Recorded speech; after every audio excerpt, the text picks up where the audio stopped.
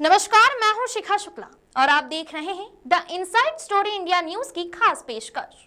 देवास मध्य प्रदेश उज्जैन संभाग के सबसे हरे भरे क्षेत्रों में से एक है। देवास जिला इन दिनों अपने वन विभाग में फैले भ्रष्टाचार और अनियमितताओं के मकड़जाल से जूझ रहा है। वन मंडल देवास के अधीन संचालित होने वाले 10 से 12 वन परिक्षेत्र कार्यालय, जो सीधे तौर पर बीट क्षेत्रों की निगरानी और वन संपदा के संरक्षण के लिए उत्तरदायी हैं, उनकी कार्यप्रणाली पर गंभीर प्रश्न चिन्ह लग गया है। यह सिर्फ प्रशासनिक चूक नहीं, बल्कि एक सुनियोजित घोटाला प्रतीत हो रहा है। आरटीआई ने खोली पड़ते गोलमोल जवाबों से गहराया संदेह। इस पूरे मामले की पड़ताल सूचना का अधिकार अधिनियम आरटीआई के तहत मांगी गई जानकारी से शुरू की गई। चौंकाने वाली बात यह रही कि कुछ कार्यालयों ने जहां अपेक्षित और संतोषजनक उत्तर दिए, वहीं कई अन्य ने गोलमोल और भ्रामक जानकारियां देकर संदेह को और गहरा कर दिया। प्राप्त आरटीआई जवाबों ने यह स्पष्ट संकेत मिलता है कि विभाग के भीतर संगठित तरीके से अनियमितताएं चल रही हैं, जिन्हें छुपाने का प्रयास किया जा रहा है। ये जवाब कई मामलों में अधूरे और विरोधाभासी थे, जो यह दर्शाता है कि पारदर्शिता का अभाव है और कुछ छिपाने की कोशिश की जा रही है। फील्ड विजिट में सामने आया है कि अवैध लकड़ी कटाई का बेखौफ नेटवर्क दिन दहाड़े जंगल सफा आरटीआई के उत्तरों और स्थायी सूचनाओं के आधार पर हमारी टीम ने देवास के कई वन क्षेत्रों का गहन दौरा किया है। मौके पर जो नजारा देखने को मिला वह अत्यंत चिंताजनक और चौंकाने वाला था। विभिन्न बीटों में बड़े पैमाने पर अवैध लकड़ी कटाई खुलेआम और दिन दहाड़े चल रही थी। यह कोई चोरी छिपे या रातों रात किया जाने वाला कार्य नहीं था, बल्कि निर्बाध रूप से जारी था। सागौन जैसे बहुमूल्य पेड़ों की अंधाधुंध कटाई हो रही है, जिससे वन संपदा को भारी नुकसान हो रहा है। सबसे विचलित करने वाली बात यह है कि प्रत्येक बीट में वन रक्षक, चौकीदार, डिप्टी रेंजर और रेंजर जैसे जिम्मेदार कर्मचारी तैनात रहते हैं, फिर भी यह कटाई बिना किसी रोक टोक के जारी है। कन्नौज जैसे वन परिक्षेत्र में भी सागौन पेड़ों की अंधाधुंध कटाई की खबरें सामने आई हैं, जहां कटे हुए पेड़ राजमार्ग से कुछ ही दूरी पर जंगल में पड़े हुए देखे जा सकते हैं। ऐसी स्थिति में विभाग की मिलीभगत की ओर स्पष्ट इशारा होता है।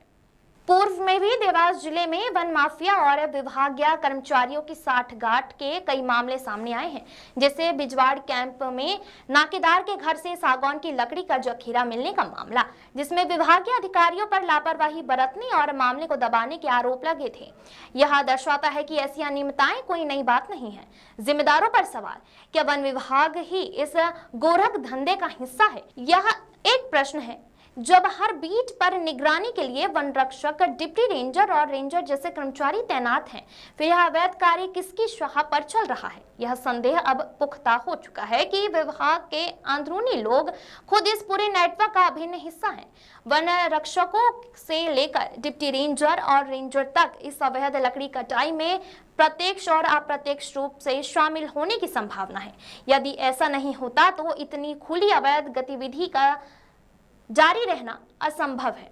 यह मिलीभगत सरकारी संसाधनों के दुरुपयोग और वन संपदा के निवास का सीधा कारण बन रही है। हमारी जांच में एक और सनसनीखेज तथ्य सामने आया है, जो वित्तीय अनियमितताओं की गहराई को दर्शाता है। मार्च माह, जो कि वित्तीय वर्ष की समाप्ति का समय होता है, उसमें कई बीटों में फर्जी बिल और वाउचर तैयार किए गए। यह खेल इसीलिए खेला गया क्योंकि बजट समाप्ति की तारीख नजदीक थी और कई कार्यों के लिए आवंटित राशि खर्च नहीं हुई थी।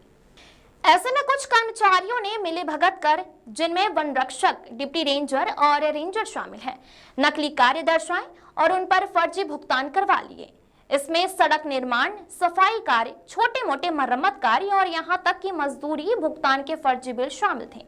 चौंकाने वाली बात यह है कि कुछ मामलों में रिश्तेदारों और अपने मित्रों के नाम पर भी मजदूरी का भुगतान दिखाकर राशि का आहरण कर लिया गया है और बाद में उन्हें महज 10,000 रुपए थमाकर बाकी राशि वापस ले ली गई।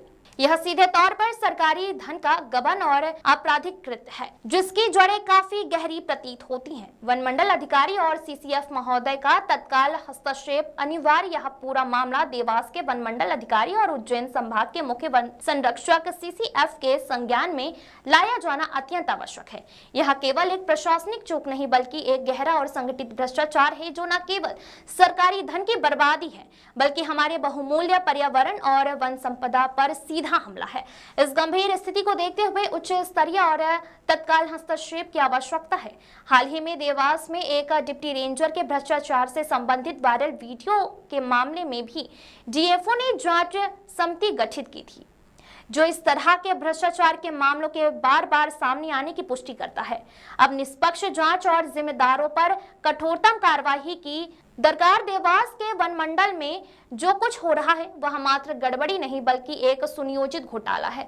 इसके लिए तत्काल प्रभाव से उच्च स्तरीय और निष्पक्ष जांच होनी चाहिए। दोषियों की पहचान कर उनके विरुद्ध कानूनी और विभागीय कार्रवाई सुनिश्चित की जानी चाहिए, ताकि अन्य कर्मचारियों को भी एक बड़ा और भविष्य में ऐसी घटनाएं दोबारा ना हो सके। विशेष रूप से उन बीटों की गहन जांच आवश्यक है जहां पिछले 3 महीने में बड़े पैमाने पर अवैध लकड़ी कटाई की गतिविधियां देखी गई हैं।